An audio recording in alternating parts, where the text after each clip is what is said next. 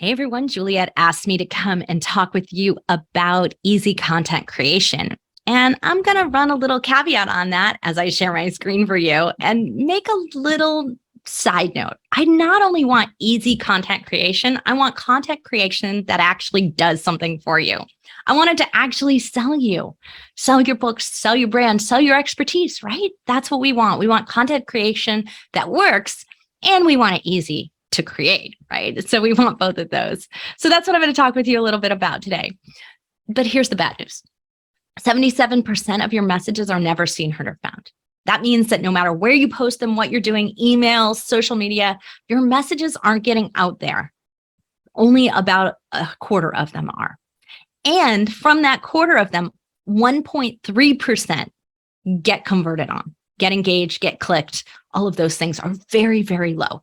If you haven't taken a look at your emails yet lately, you don't know what your open rate is, or you don't know any of those things, go take a look. They're in the single digits.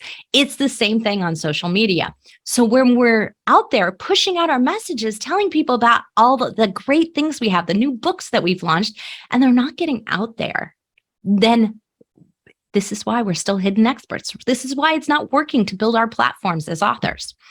So here's the first thing we need to look at. We need to look at relevancy times by content type. And this is put out by Google for creators.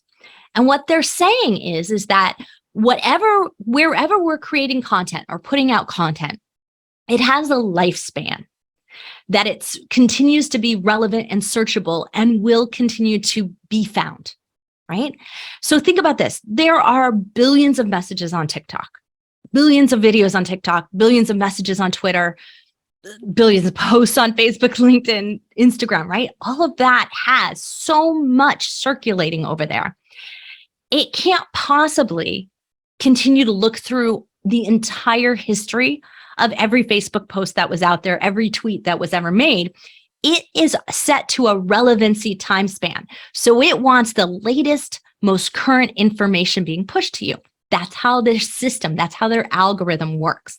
So with Twitter, your lifespan's about 15 minutes. If you're posting beyond 15 minutes and expecting like the next day somebody to see your message, it's not happening. They're not finding it at all. They have to go looking for you and looking at your last message to be able to see something like that. That's just not happening. Same thing on TikTok, 30 minutes, Facebook, 6 hours, LinkedIn a day. It's got a little bit more lifespan, but it has a little less traffic. So it makes a little sense that it has more life. Instagram has 2 days, and that's because of the way their platform works in terms of visual ability. But that's not the case if it's a story or, one of those more fast moving and self-deleting type models. YouTube has 20 days. That's because it works in a Google algorithm sense. It is owned by Google, and it works in a different search engine. So it continues to bring videos up for a longer period of time because of how videos trend. And it is just set in a slightly different way. Pinterest has a 4-month lifespan. And I love this because Pinterest isn't based on when you post something or what it's about. It's about how many people engage with that. And so people are engaging over time, then it's going to still be relevant 4 months from now. So it has a much longer lifespan. And remember, these relevancy times are averaged, right? So Pinterest might have some pins that are still relevant years later. I have some pins that I pinned 5 years ago that still get liked and shared all the time. I also have some I posted yesterday that no one ever engaged with at all. So these things can happen. Now, here's the thing about podcasts and blog posts. Podcast is relatively new information.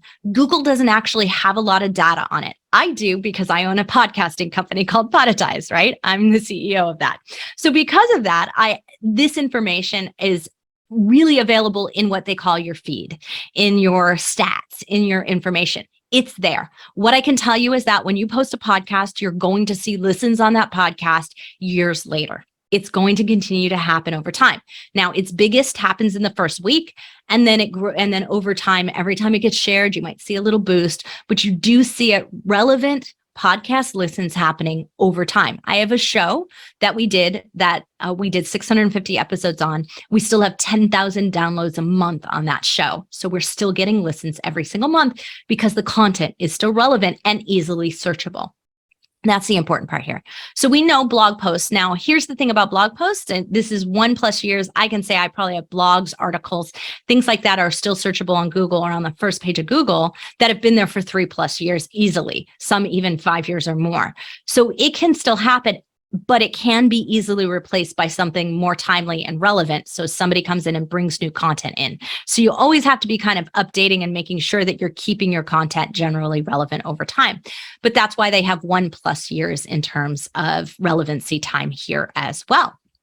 So you're going to say, Tracy, but 4 times engagement, better engagement. And this is the problem with engagement.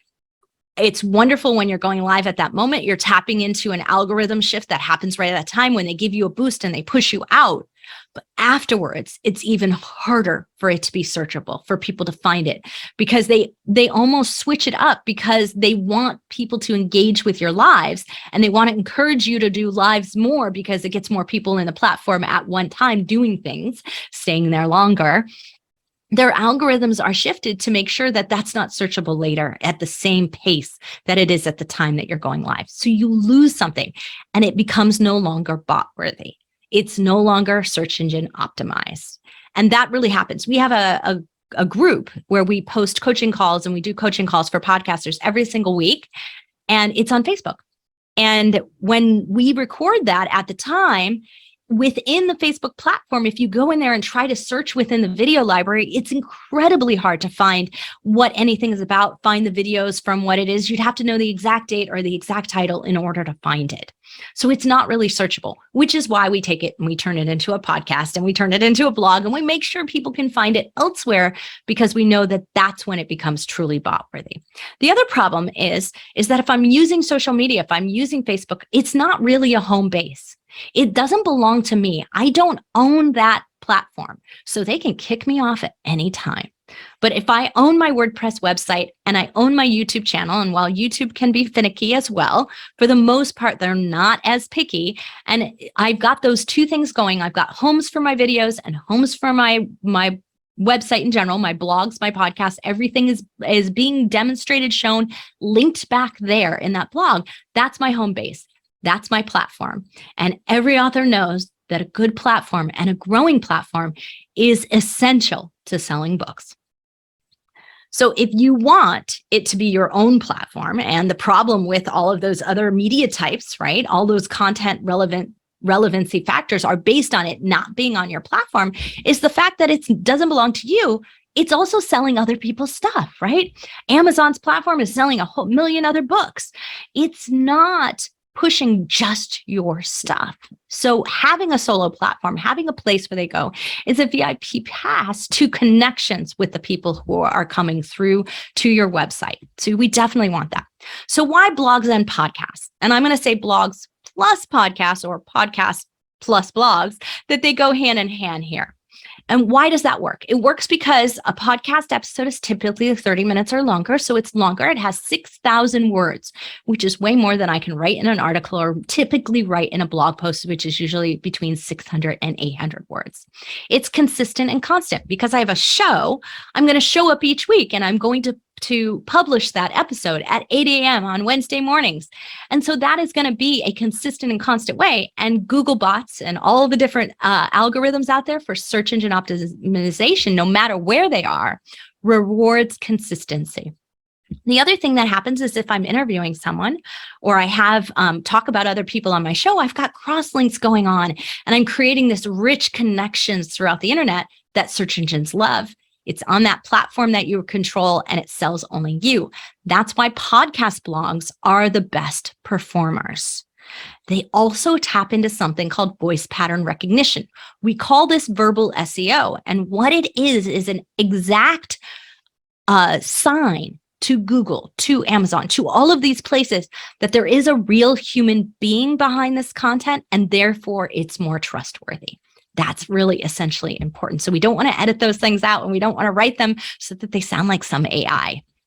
And this is the other thing that happens though with podcasts in particular. Malcolm Gladwell started a podcast called Revisionist History, and it did incredibly well and sold a whole lot more books for him. And why did it do it? He said, because you think with your eyes, but you feel with your ears. He was able to connect with his readers on a different level. And he was able to inspire people who weren't really readers to consider reading the rest of his book to get the deeper story because he connected with them emotionally. And we do that so well through our ears, through what we hear.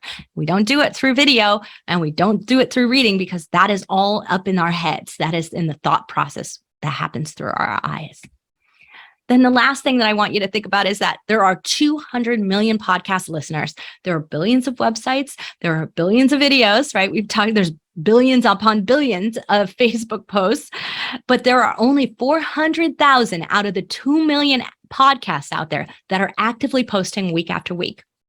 So if you are posting relevant current content as an active podcaster, and you're blogging that actively, you are outdoing everyone, and you are in this small pond of elite content creators, and you're doing it in a really easy way. Also, on an aside, this works if you blog and embed your podcast guest appearances too, but you have to do it by the Google rules. So please contact us if this interests you about doing this with your guest appearance, because it works whether or not you're creating the podcast or you're guesting on another podcast. However, the authority is owned by the podcast host. So keep that in mind. They always trump your authority. So last things last, easy content creation. I promised you that we would talk about what that process looks like. So if you're willing to do video, and bonus points if you're willing to do live video, you're willing to save it and record it and send it to a company like mine, Podetize, where we'll create the audio, the podcast, the blog, and give you social share graphics that you, of course, have to post out on social media because that needs to be in your voice, but we give you all the content you need to do that. Wouldn't that be easy content creation? So thinking about that, video to audio to blog to social share, 1 hour spent, 30 minutes spent, whatever it is, the time that you want to create on that creation side, turn it over to someone else, have it all done for you, and have it make sure that you're covering everything from that 15 minutes all the way to that year plus. That return on investment in time in content creation is going to be so high for you. So in order to be seen, be heard, be found, and be rewarded, I invite you to come to podetize.com. There's an inquiry form right on there. You can book a call with my team.